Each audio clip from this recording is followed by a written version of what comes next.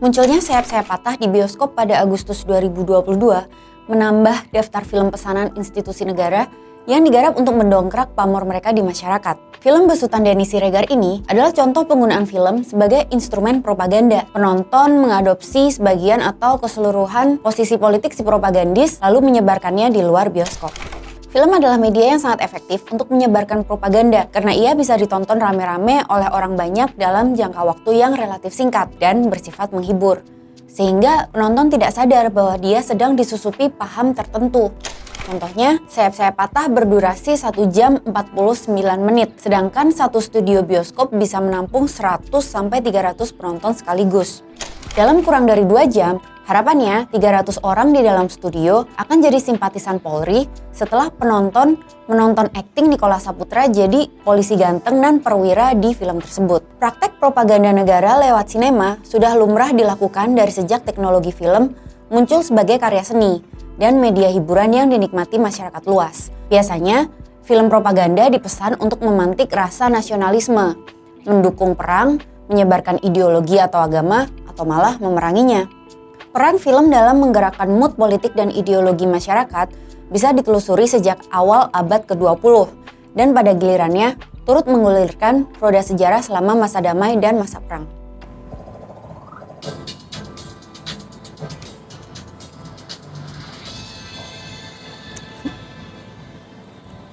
Film menjadi wahana penyebaran ideologi yang lentur karena ia memingkai citra, gerakan dan suara yang benar-benar direproduksi lewat kamera dan realitas di dunia nyata. Hal ini menciptakan ilusi yang membuat penonton terhanyut dan mengira ya seperti inilah hidup yang sebenar-benarnya. Kemampuan sineas menciptakan ilusi tentang semesta dan realita dalam film membuat penonton meyakini tingkat akurasi gambaran yang disajikan di layar. Sineas dokumenter Soviet Dziga Vertov sampai mengklaim dalam manifestonya di tahun 1924, The Birth of Kino Eye, bahwa mata sinema adalah mata kebenaran. Uni Soviet adalah pionir film propaganda. Setelah revolusi Oktober 1917, pemerintah Bolshevik dan Vladimir Lenin menekankan pentingnya film sebagai alat propaganda, terutama di tengah populasi yang masih buta huruf. Film jadi dianggap lebih efektif daripada poster dan selebaran yang masih merajai metode propaganda Soviet waktu itu. Soviet sampai punya departemen film propagandanya sendiri bernama Goskino USSR atau Komisi Negara Uni Soviet untuk Sinematografi yang didirikan pada 1924. Film propaganda bisa disajikan dalam bentuk fiksi, dokumenter, dan newsreel, tergantung pilihan tekniknya. Dziga Vertov adalah pakar dokumenter, membuat beberapa film propaganda yang mencatat revolusi Rusia lewat kacamata pemerintahan Bolshevik. Pada 1918, ia merilis Anniversary of the Revolution, kumpulan footage demonstrasi di awal-awal masa revolusi. Setelahnya, ia membuat A Sixth Part of the World, yang menunjukkan kekayaan dan kemegahan alam Rusia. Three Songs About Lenin, yang isinya puji-pujian terhadap Vladimir Lenin. Nazi juga menganggap film sebagai instrumen penting dalam menyebarluaskan fasisme. Pada puncak kejayaan Hitler sekitar 1930-an, Nazi punya menteri propaganda yang juga memiliki perhatian besar pada sinema, Joseph Goebbels. Di bawah Goebbels, Nazi menasionalisasikan industri film dan mendirikan sekolah film untuk sineas-sineas muda potensial. Nazi membuat organisasi film nasional dan mewajibkan semua aktor, sineas, dan distributor film menjadi anggotanya. National Film Dramaturgis melakukan sensor ketat untuk semua materi dan naskah sebelum digarap. Kritik film dilarang, namun ajang penghargaan film didirikan. Departemen propaganda Nazi bahkan membuat bank khusus film yang memberikan pinjaman berbunga rendah kepada rumah produksi yang membuat film nasionalis.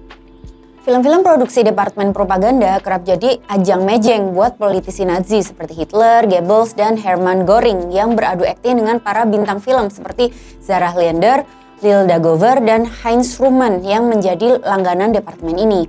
Film-film propaganda Nazi yang masih dibicarakan sampai sekarang antara lain Triumph of the Will oleh Leni Riefenstahl dan film antisemit The Eternal Jew oleh Fritz Hitler. Pada masa ini, bioskop-bioskop dalam daerah kekuasaan Nazi diwajibkan menayangkan lebih banyak film Jerman, terutama dokumenter dan newsreel. Mulai tahun 1933, pemerintah perlahan melarang impor film. Di tahun 1941, film Amerika menjadi ilegal. Selain itu, kelompok taruna remaja Nazi, The Hitler Youth, rajin mengadakan acara nonton bareng film-film propaganda di daerah-daerah terpencil. Seksi propaganda partai juga mengoperasikan 300 truk dan 2 kereta api yang memuat semua peralatan yang dibutuhkan untuk menayangkan film di daerah-daerah tanpa bioskop. Saking pentingnya film buat Third Reich, bioskop masih boleh beroperasi ketika sekolah dan teater tutup saat perang makin parah di tahun 1944. Di Berlin, bioskop-bioskop lokal dikawal oleh pasukan anti serangan udara. Sementara di pihak sekutu, industri film Amerika juga ikut berperang. Hollywood sampai Disney dan Looney Tunes juga ikut wamil dengan memproduksi film-film patriotik dan anti-fasis. Sineas AS Frank Capra membuat series berisi 7 film yang didanai pemerintah untuk membangkitkan moral bangsa melawan fasisme berjudul Why We Fight. Charlie Chaplin membuat The Great Dictator yang memparodikan Hitler. Walt Disney dan Looney Tunes juga membuat film-film animasi seperti Der Führer's Face dan Food Will Win the War. Film-film drama perang di Amerika juga mulai banyak muncul pada 1940-an, terutama untuk menanamkan rasa patriotisme dan semangat pengorbanan rakyat untuk mengalahkan sang musuh. Banyak film drama perang menunjukkan persahabatan antar ras di barak-barak tentara untuk membangkitkan rasa persaudaraan antar rekrutan. Kampanye lewat film ini berhasil mendongkrak angka anak muda sipil yang mendaftar untuk masuk militer dan berperang. Walau sudah tidak dalam masa perang lagi, film-film perang yang menggambarkan Amerika sebagai jagoan dan musuh sekutu sebagai orang jahat masih sangat laris. Contohnya Saving Private Ryan, Forrest Gump, dan Hacksaw Ridge. Bicara film orderan pejabat, Indonesia juga punya banyak. Yang paling besar pengaruhnya mungkin pengkhianatan G30 SPKI oleh Arifin C. Nur. Pada 1984, Orde Baru di bawah Presiden Soeharto mendanai pengkhianatan G30 SPKI dengan budget 800 juta rupiah. Film yang digarap selama 2 tahun ini melibatkan nama-nama besar dalam industri film Indonesia, termasuk Umar Khayyam yang berperan sebagai Soekarno. Film ini adalah dramatisasi atas potongan sejarah peristiwa 1 Oktober 1965. Partai Komunis Indonesia digambarkan mendalangi pembunuhan para jenderal dan digagalkan oleh pasukan Soeharto. Dalam film ini, para pemimpin PKI digambarkan keji, sadis, dan menikmati melakukan siksaan kepada para jenderal yang diculik. Pada saat rilis, film ini disambut dengan puji-pujian kritikus sampai mendapatkan 7 nominasi FFI dan memenangkan 1 Piala Citra. Film ini diputar setiap tahun di televisi pada tanggal 30 September selama masa Orde Baru. Pemutarannya juga diwajibkan di sekolah-sekolah untuk menanamkan rasa benci kepada komunisme.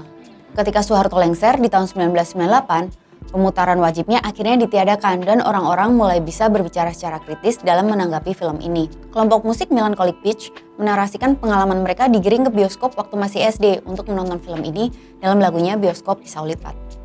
Ketakutan akan bahaya laten komunisme masih menjadi bahan jualan kelompok-kelompok politik dan ormas tertentu untuk mendiskreditkan lawannya. Hingga saat ini, komunisme masih menjadi ideologi terlarang di Indonesia dan orang-orang masih enggan ambil resiko membahas komunisme secara kritis di ruang publik. Film propaganda Indonesia dengan efek semasif pengkhianatan G30 SPKI belum ada lagi hingga sekarang. Film-film pesanan berbagai lembaga negara mentok menjadi ajang narsis dan pemuas ego institusi saja. Mungkin karena pemerintah tidak lagi opresif secara blak-blakan seperti dulu. Bayangin aja kamu diwajibkan sama sekolah atau kantor untuk nobar sayap-sayap patah setiap tahun dan kalau menolak bisa dibedil.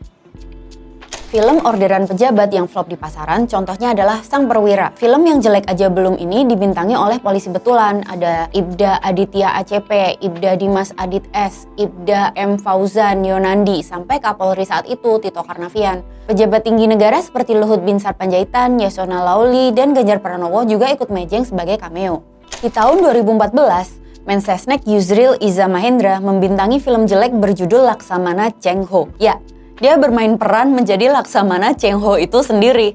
Sementara kawannya, mantan Menteri Percepatan Pembangunan Daerah Tertinggal Syaifullah Yusuf alias Gus Ipul bermain menjadi Raja Majapahit.